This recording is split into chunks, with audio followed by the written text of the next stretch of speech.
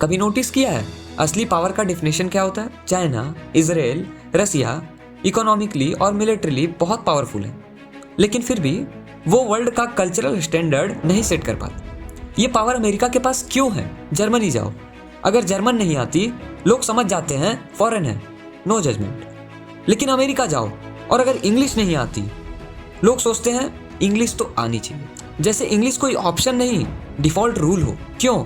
World famous singer का मतलब क्या होता है?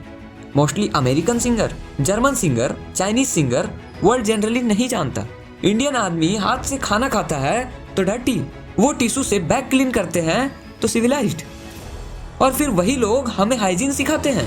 स्लोली क्या होता है, जब इंडियन बंदा वहां जाता है वो उनके बिहेवियर को गलत बोलने के बजाय उनके स्टैंडर्ड्स को एक्सेप्ट कर लेता है और अपने आप को उनके जैसा बनाने की कोशिश करता है, क्योंकि राइट और रॉन्ग का स्टैंडर्ड उन्होंने सेट किया हुआ होता है। कंट्री पावरफुल कैसे होती है?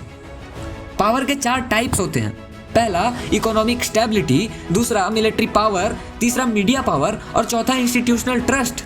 रसिया, चाइना, इजराइल, उनके पास इकोनॉमिक स्टेबिलिटी और मिलिट्री पावर है, लेकिन जो मिसिंग है मीडिया पावर और इंस्टीट्यूशनल ट्रस्ट। दुनिया चाइनीज यूनिवर्सिटीज पर इजिली ट्रस्ट क्यों नहीं करती?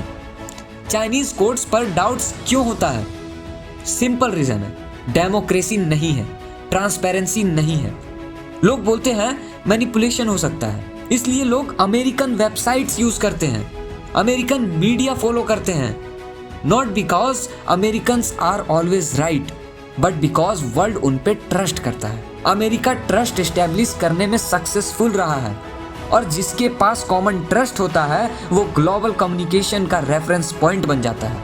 उसके स्टैंडर्ड्स यूनिवर्सल स्टैंडर्ड्स बन जाते हैं। इंडिया के पास क्या है? Democracy, 1.4 billion population, cultural depth और डाइवर्सिटी। फिर प्रॉब्लम क्या है?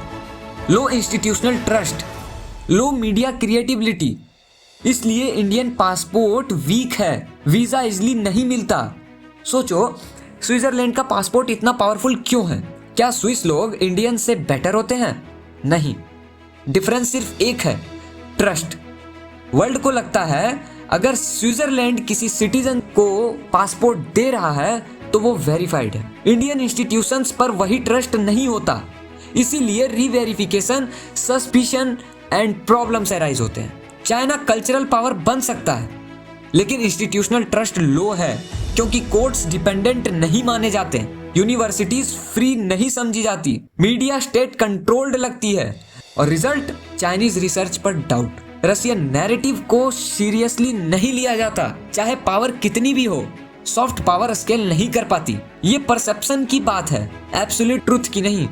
इंडिया भी कर सकता है, क्योंकि इंडिया डेमोक्रेटिक है, इंडिया डाइवर्स है, इंडिया ग्लोबल नैरेटिव चला सकता है। पावर सिर्फ पैसा या मिसाइल नहीं होती, पावर होती है दुनिया तुम्हारी बात माने। आज अमेरिका के पास ये पावर है, कल अगर इंडिया अपने इंस्टीट्यूशंस, मीडिया और ट्रस्ट इंप्रूव करे तो इंडिया भी स्टैंडर्ड सेट कर सकता है। सवाल ये नहीं है इंडिया पावरफुल है या नहीं, सवाल ये है क्या दुनिया इंडिया पर ट्रस्ट करती है? और जिस दिन करती है, Indian behaviour, Indian standards global standards बन जाएंगे।